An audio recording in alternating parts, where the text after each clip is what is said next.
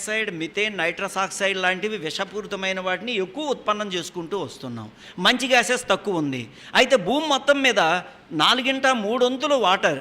ఆ సముద్రం మీద సూర్యుని యొక్క వెలుగు పడినప్పుడట ఈ టిల్ట్ ఏం చేస్తుంది అంటే 23.5 డిగ్రీలు అక్షం మీద కూర్చుని ఇలా వంకరగా ఒరిగి it make a diagonal motion.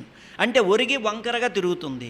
దాని ఆబ్లింగ్ అన్నారు, ఆబ్లింగ్ మూమెంట్ అనంటే అర్థం ఏంటి అని అంటే గద జాగ్రత్తగా గమనిస్తేనంటండి అది మెల్లిగా ఇలా షేక్ అవుతూ తిరుగుతుంది అంటండి. శాస్త్రజ్ఞులకు అంతుబట్టలే ఎందుకు ఆ షేకు, కానీ మనం ఫీల్ అవ్వలేము, మనకు తెలియదు అది. ఆ చిన్న షేక్ మనం అసలు పట్టుకోలేము.